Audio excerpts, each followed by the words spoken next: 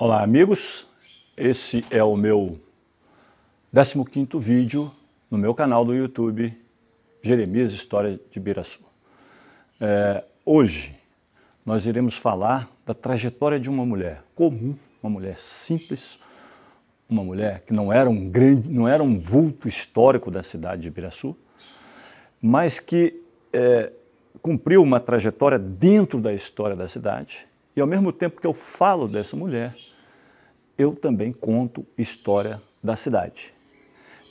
Dentro da perspectiva da microhistória, um movimento historiográfico que surgiu na Itália na década de 70 e 80 e que tinha por base se falar de personagens pequenos, de vilas, de povoados pequenos e, com isso, tratar da história macro. Quer dizer, a micro também dava possibilidade de se estudar a história grande, a história macro. Então, eu vou juntar as duas coisas, um personagem comum, um personagem simples, que foi a minha mãe, com isso eu faço uma homenagem a ela, e escolhi ela porque é uma história que eu conheço muito bem, a história da minha mãe, e ao mesmo tempo que conta a história dela e faço uma homenagem à minha mãe, a dona Julita, eu também falo da história da cidade. A minha mãe, a dona Julita Furieri, depois Pinhaton, porque casou com meu pai e apanhou o sobrenome Pinhaton, ela nasceu no ano de 1928, filha de José Furieri, chamado Beppe, e de dona Joana Piol. Ela nasceu ali onde morava uma parte da família Furieri, próximo à desembocadura, à foz do rio Sapateiro, ali perto de onde era o DNR, ali perto de onde era a Serraria do Fiorote, do outro lado do rio, Taquaraçu. Ela nasceu naquele local. Naquela época que ela nasceu, em 1928, a estrada de ferro Vitória-Minas passava bem em frente da casa dela. E eu vou falar da trajetória dela desde o nascimento até a década de 50. Eu pretendo então fazer dois vídeos, um sobre a vida dela no início, até a década de 50, e depois, mais à frente, farei um outro vídeo contando a trajetória dela para frente. Com isso, vou falando da história da cidade. Muito bem. Na década de 30, quem nasceu em 28, na década de 30, era uma menina, era uma criança, E ia para a escola, começou a ir para a escola. Naquela época não tinha ainda o ginásio na cidade de Ibiraçu. As crianças estudavam só o primário, só os 4 primeiros anos, de 1º a 4º ano primário. A escolinha ali naquela região onde ela nasceu funcionava bem na subida que vai para a cascata, no terreno que era do Ernesto Maioli. O Ernesto Maioli é uma figura importante da nossa história de Ibiraçu, porque naquela época, na década de 30, existiam 2 comerciantes muito fortes em Ibiraçu. Digamos, podemos usar esse termo, eram os 2 homens mais ricos da cidade. Havia até uma certa, digamos, rivalidade entre eles. Eles eram concorrentes, naturalmente. O comércio daquela época, todo grande comerciante era comprador de café, comprador e vendedor de café.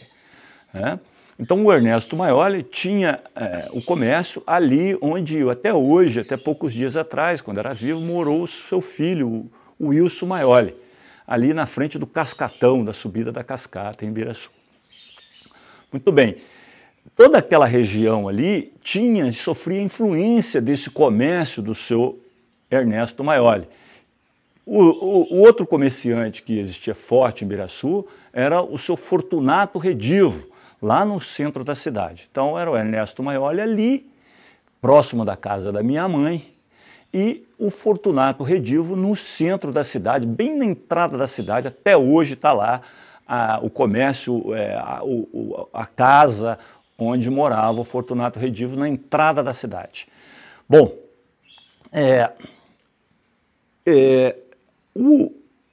O comércio do seu Ernesto Maioli influenciava ali toda a região. Era no comércio do seu Ernesto Maioli que as pessoas se compravam os mantimentos, as necessidades das colônias que tinham ali em volta, e influenciava toda uma região que tinha o Sapateiro, o Monte Seco, a parte da Aricanga, né? Toda aquela área ali, o Quixadá lá em cima, né? Para cima, Parque Alegre, para cima do Sapateiro ali, da Cascata, toda aquela região ali era influenciada pelo comércio do seu Ernesto Maioli. Passava a linha de trem ali, né? E toda a correspondência vinha pelo trem. A minha mãe contava que ela ia pegar as correspondências para o pai dela lá no Ernesto Maioli, no comércio do Ernesto Maioli.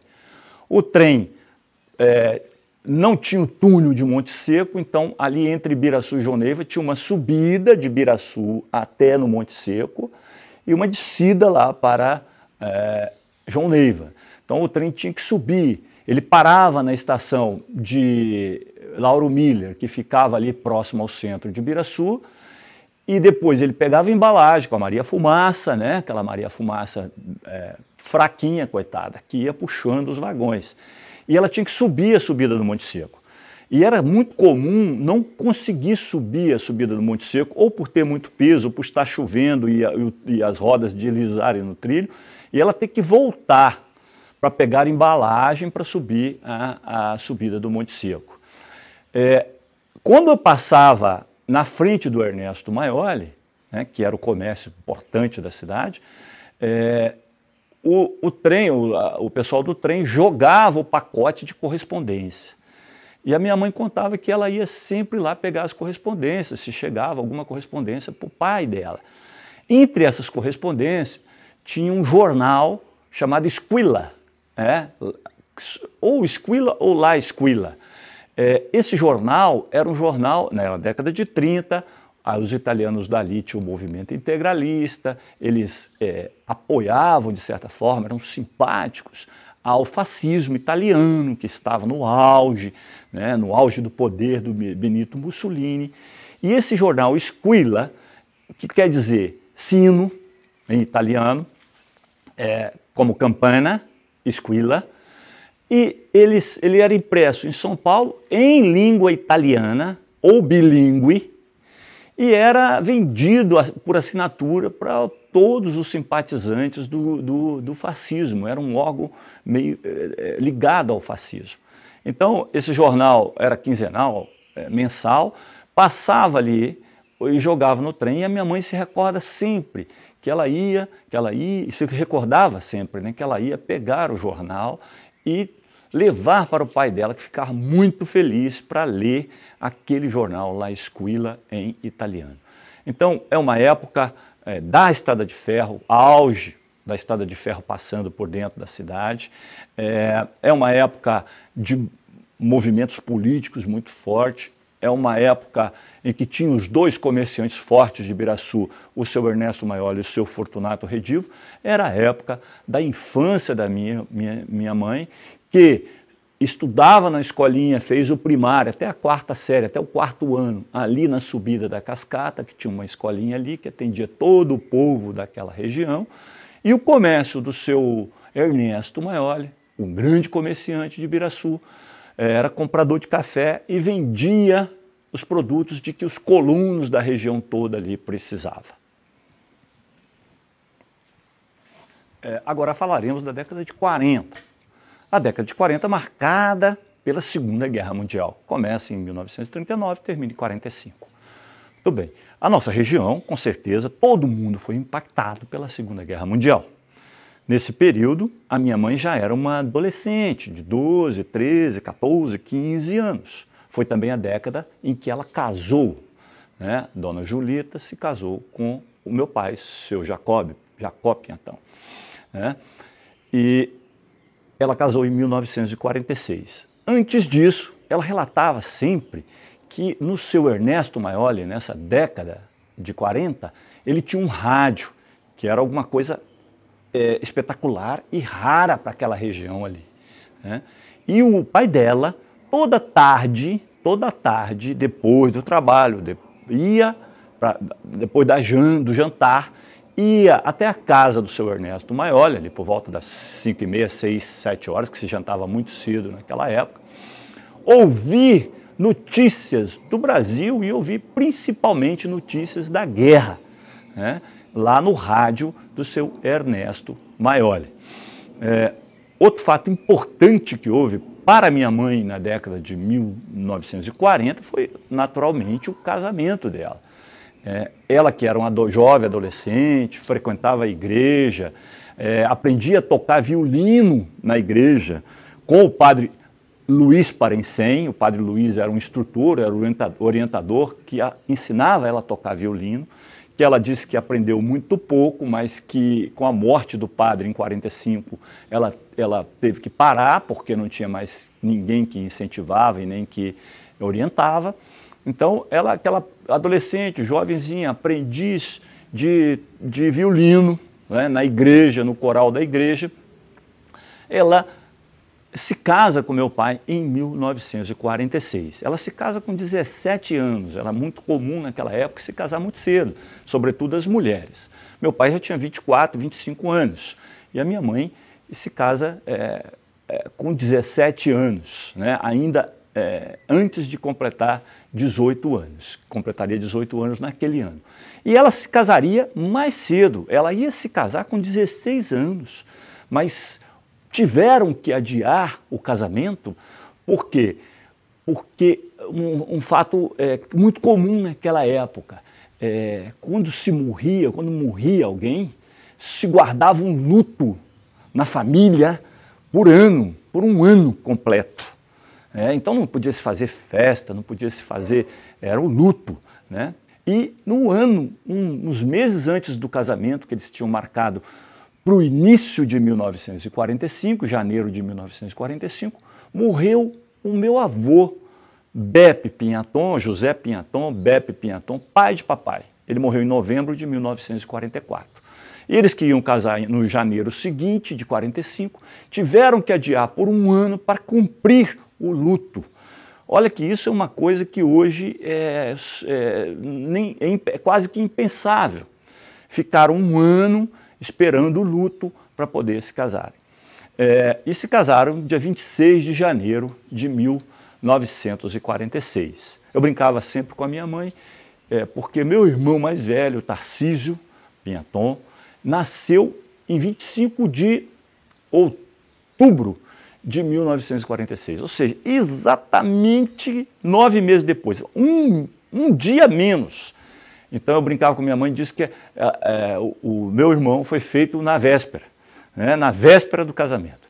Então é uma história bastante inusitada esse da década de 40, as notícias da guerra no rádio do seu Ernesto, o casamento adiado por um ano para guardar luto e o nascimento do meu irmão mais velho, exatamente 9 meses depois do casamento. Tem um fato curioso, nunca vi, eu não vou botar porque não existe no vídeo, fotografias do casamento da minha mãe. E eu perguntei a ela, mamãe, por que não tem fotografias? Vocês não tinham dinheiro, não tinham condições de comprar as fotografias, de contratar um fotógrafo? Ela disse, não, é que o único fotógrafo da região era lá de Pendanga, o Atílio Zandomênico. Muito famoso, um fotógrafo antigo ali de Ibiraçu. O Atílio Zandomênico foi contratado por eles para fazer as fotos do casamento. Só que na véspera ele sofreu um acidente, quebrou a perna num acidente com o cavalo e não pôde ir fazer as fotos do casamento. Por isso, não existe foto do casamento da minha mãe. Eu perguntei, mas por que não fizeram fotos depois? Ela disse, a gente não se interessou mais e acabou ficando sem foto. Bom, já havia acabado a guerra, a Segunda Guerra Mundial que acabou em 45, a minha mãe já tinha se casado e entramos na década de 50. A década de 50 é marcada em Ibiraçu pela rivalidade política entre dois partidos, o PRP e o PSD. É marcada também por uma liderança política muito forte em Ibiraçu, que era o Dr. Antônio Barroso Gomes, que foi prefeito e foi liderança política ali na cidade durante muito tempo. A minha mãe e o meu pai, jovens, um jovem casal ainda, morava lá no Sapateiro, onde é a Cascata, né? Minha mãe foi morar junto da família do meu pai. E eles moravam ali por trás de onde, no alto, por trás ali de onde hoje é a casa da família do João Nunes, né, que faleceu recentemente. E a minha mãe, ela já tinha com 22 anos, 5 filhos, né? Ela já, na minha casa todos, menos eu ainda não havia nascido, né? Isso no início da década de 50, 52, né? E no ano de 1953, ela teve um acidente relativo a uma gravidez. Ela teve uma gravidez tubária. Observem que hoje, né, nos dias de hoje, uma gravidez tubária põe em muito risco, com todos os recursos que nós temos, a mulher, porque ela pode não ser detectada a tempo, causar uma hemorragia e matar a pessoa, sem que tenha tempo de se fazer uma intervenção. Imagine naquela época. Então ela morava lá em cima no Sapateiro, onde é a Cascata hoje, e naquela época era muito comum, mesmo com essa filharada toda, a mulher tomar conta da casa e também ajudar o marido, né, que era agricultor, na roça. E ela contava para mim que naquele dia que ela passou mal, ela estava lavando café, né? Ela estava lavando café, era um hábito, né? Se lavava o café para poder secar e depois vender, né? Para ter mais qualidade de bebida. E ela disse que tinha carregado um monte de latas de água da bica para lavar o café. Papai estava apanhando o café na roça, né?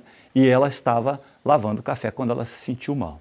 Ela correu para dentro de casa e quando meu pai chegou, não a encontrou, foi procurar, ela estava desmaiada dentro de casa. O meu pai, numa atitude repentina e de sagacidade, viu que o caso era muito grave, jogou a minha mãe nas costas e correu com ela de lá, nas costas, para o centro da cidade de Ibiraçu, onde morava a irmã dele, a tia Lúcia, mãe de Mercedes e de Benilde, né? A tia Lúcia morava ali no centro, mesmo onde hoje é a Rua Adelaide Jardim, ali no centro. E foi chamar o único médico da cidade, que era ele já não era mais o prefeito na época, mas ele era o grande líder político, que era o doutor Barroso. Chegando no local, o doutor Barroso examinou e falou assim, olha, ela está tendo uma hemorragia, não sei qual é a causa, mas ela está tendo uma hemorragia interna e a gente precisa correr para a Vitória para tentar operá-la para salvar, precisa levá-la urgente para a Vitória. E só tinha um automóvel na época, que era o automóvel da cidade, que era o automóvel do doutor Barroso, né? Era um Ford Mercury verde, modelo da década de 50, né? Acho que era o modelo 50, 51, era um automóvel novo. E o motorista era o senhor Emílio Lombardi.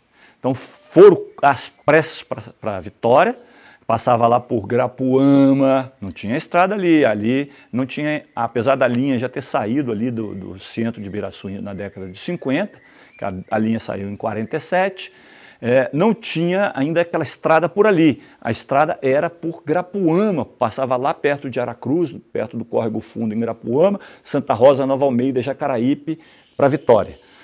E ela era uma estrada de chão ruim, estava chovendo, o seu Emílio teve dificuldade com o trajeto, porque escorregava muito a estrada, ele bateu 3 vezes nos barrancos, devido ao mau tempo, a chuva, a estrada escorregadia, e chegou a Vitória.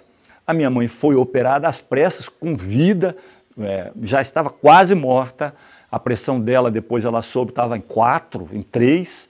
O médico que operou a minha mãe naquela época era o Dr. Dório Silva, que hoje dá nome a um importante hospital lá da Grande Vitória.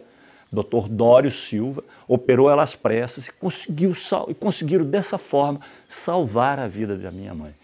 E a minha mãe dizia sempre que ela devia a vida dela à atitude enérgica do meu pai, de carregá-la correndo para a rua, para a cidade, para buscar socorro.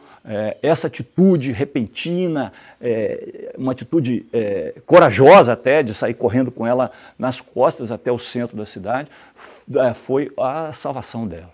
Se esperasse mais um pouco, certamente teria morrido.